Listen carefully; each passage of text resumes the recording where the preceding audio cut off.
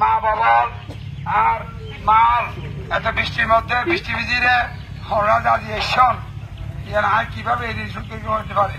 আগামী 29 তারিখ উপজেলা নির্বাচন, সেই নির্বাচনত ওনার সন্তানরা ওনার ভাইরা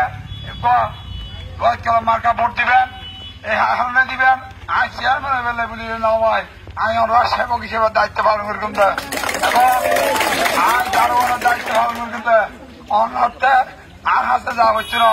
ওরা জিহার সময় নিজে ফোন করিবেন ইনশাল্লাহ আয় ওনার হাতে উপস্থিত হইম। আয় আর মাল এই বৃষ্টির মধ্যে ভিজি ভিজিরে ইল তো অপেক্ষা করিখন এই ঋণ কিভাবে শোধ করবো না জানি।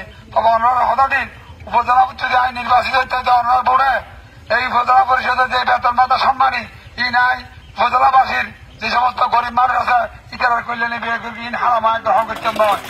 আর উপজেলার যে বরাদ্দ যে হাসান এই ব্যাগে স্থানীয় চেয়ারম্যান সহ স্থানীয় মুরব্বীরা পরামর্শ তৈরি করতো আয় একক সিদ্ধান্ত হলে কিছু করতেন নয় এবং আইন নয়সই করতে হবে। যেহেতু আর মাছ দুধ থেকে রায় বড় হয় আর মাছ দুধ যেভাবে আছে পবিত্র উপজেলার এই উপজেলার বরাদ্দ টেন্ডার ইনার হাতে সেভাবে পবিত্র এই পবিত্র আমানতর চেয়ারম্যান করতেন না।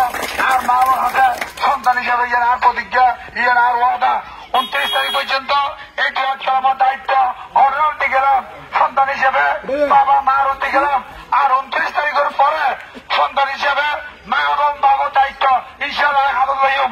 আর পক্ষ যতটুকু করেন সম্ভব আর শরীর টাকা পর্যন্ত ইনশাল্লাহ সেবা করে যাইম। দারোয়ানের দায়িত্ব পালন করতাম সেটা হিসেবে সেটাই না করতাম।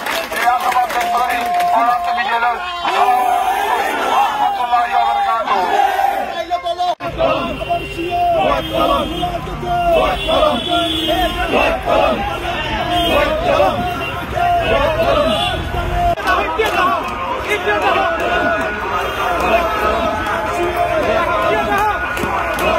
মূল্যবান ভোট দিয়ে